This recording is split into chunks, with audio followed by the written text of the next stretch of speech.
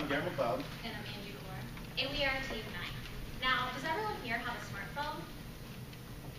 Yes. What I'd like you guys all to do is to take out your smartphones, put your front camera on, and take a selfie. Oh. And after taking the selfie, I want you to think about three things. Who you are, how you want to be perceived in the world, and how you're going to achieve that. So 3 selfies with each. What are we doing? You can take 3 selfies. So I just want you guys to think about when you're taking that selfie, who you are, how you want to perceive the world, and how you're going to achieve that.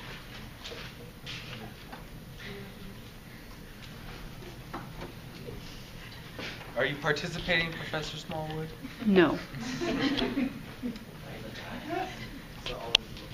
Okay. Now, is everyone done taking their selfie? Great. I bet you guys are all wondering why I asked you to take a selfie. And it's because a selfie is today's modern-day version of a self-portrait. And when you post that online and on social media, you're showcasing to the world who you are. And that brings us to our topic, social media and you. I'm going to first start out by talking about the 3 realms of social media. The first being brand. Brand is defined as a trademark that identifies a product, service, or organization. In the case of social media, you are the product, and you want to make sure that product sells. And you do that by creating demand, and you create demand by building your brand so that you're recognizable to anyone and everyone. A good example of that is the company Blendtec. Blendtec is known for making the world's best blenders, and they built their brand through a YouTube video series called Will It Blend, and it stars the founder, Tom Dickinson. And the video series is pretty much just a 2-minute video of him blending anything and everything from iPads to hats to pencils. And the first video got a lot of hits, and they just kept posting videos, and that's how they built their brand. The next round is engage. Engage is all about having a conversation with your followers and your audience. And you want that conversation to be ongoing. You don't want it to stop. It's kind of like when you're texting someone new that you're really interested in. You want to keep texting them, and you want them to keep texting you back. And you never want the dreaded K reply.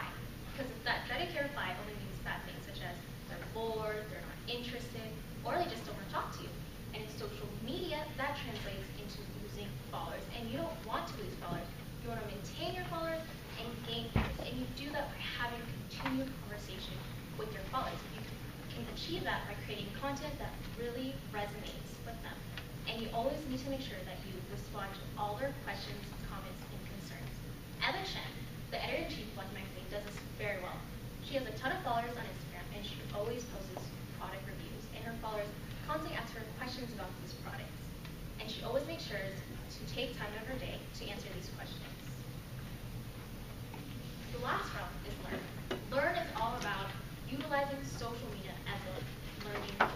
That conversation you're having with your followers, you can use that to get feedback to see what it is that they really want to hear, read, or see next. And can you also use it as a research tool to see what the new trends are around the world and see who you want to connect with. The CEO of the World Economic Forums, Andre Snyder, does this on LinkedIn. He goes on forums and discussion forums to see what the trends and issues are that he needs to be aware of. And he also uses LinkedIn to research people to see that if you want to do business with them. Now I'm going to give it to Garrett to talk about the 2 spheres of social media. So again, there's 2 spheres, kind of like northern and southern hemisphere. Definitely you need to keep those 2 away from each other. You don't want to blend those together. The first realm is personal, so that's kind of what everyone has. It's your personal Facebook, so your personal Twitter, you see personal Instagram. You should keep those personal. You're talking about your life, and, with your friends. You don't want necessarily to see your employer to see that, but at the same time, you want to keep that for if they do see it. It's not going to be something that is going to make them upset or make them want to terminate you. And then professional is more representing yourself in a real professional aspect. It's typically the most common one is, of course, LinkedIn. You're supposed to wear the suit and tie in your profile picture, to where, as opposed to your Facebook picture, you're just kind of with your friends or just doing whatever you kind of want to do. So you really want to focus on your professional whenever, when we're in school, for instance, trying to find that new job. And you want to keep up with the professional as well, because it's constantly changing. For instance, on LinkedIn, you want to continue to, when you get a new job, you want to continue to update that. Any certifications you get, you want to update that as well. So it's kind of an ever-evolving thing that you need to stay aware of, to Whereas a personal is kind of one that you would just kind of update, your status, kind of what you're doing, what you're eating for the day. So there's two things you don't really want to intermix. Sometimes you can, and but there is a risk that if something that you put personal and professional, it might come back to haunt you later on. And moving on, there's a 5-step formula on how to do your social media strategy. So your first one is to clarify your goals. And it's pretty simple. Before you want to do anything in your Twitter or Instagram or maybe your LinkedIn, mainly your LinkedIn, you want to set aside goals that you want to achieve by having that social media. Number 2 is audit kind of how you're already looking on social media. So for instance, you could possibly just Google your name and see what pops up. If it's something that you don't want to see, then take the necessary steps to get that away from your face. For instance, as well, you could audit your LinkedIn to where if you haven't updated that in a couple of years, you can update that to see a new job, maybe you just graduated, as well as certificates as well. So you kind of want to look over that.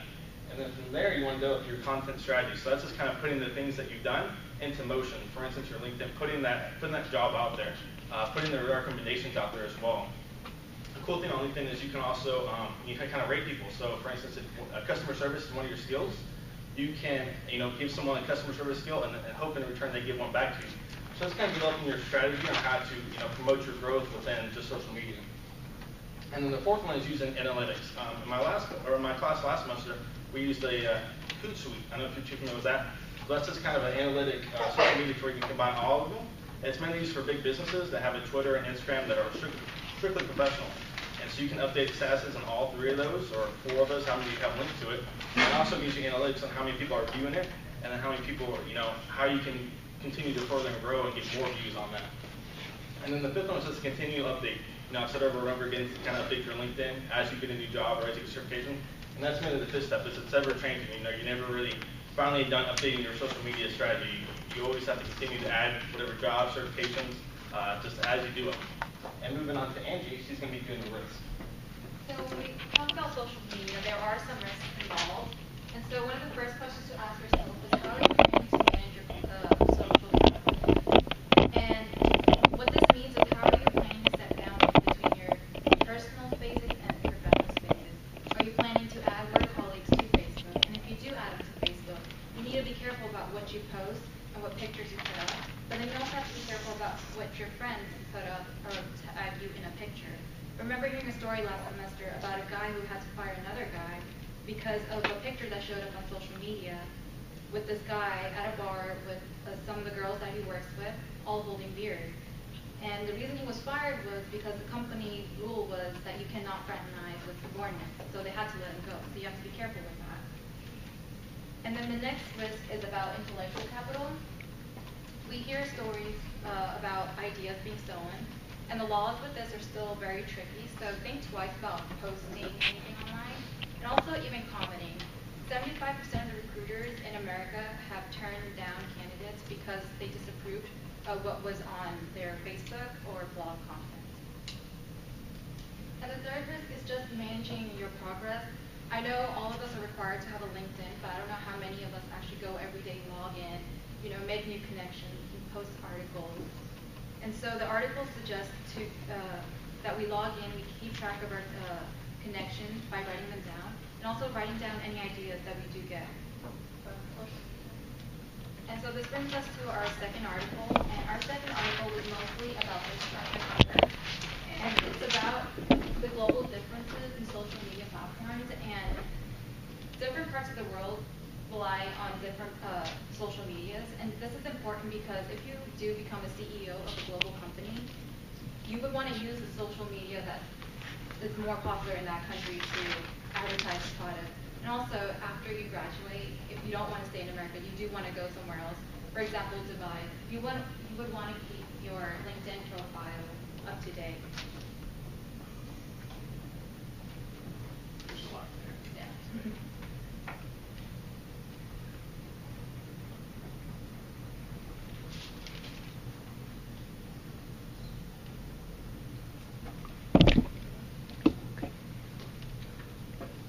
That was boss writing.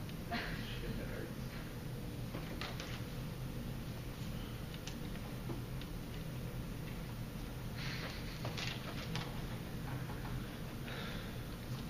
And so the next time you do post a selfie or a status online, we hope that you will apply everything that we discussed today. For example, the 3 realms, which include branding yourself, that you could use to advertise yourself also, kind of like a portfolio. Also, it gives you a chance to connect with your audience and learn. And remember the 2 hemispheres, which include professional and personal. And the goal of a professional is to help you excel professionally, and the goal of a personal is to help stay connected with friends and family. Remember to answer the 5 steps involved in formulating your strategy, that if they can help you achieve what you're trying to achieve with your social media platform. And also remember the risks that are involved. So just proceed carefully. And lastly, remember the difference in every culture. So if you do want to succeed in a different culture, remember to adapt and use the social media platform that's commonly used there. So does anybody have any questions before we move on to the quiz?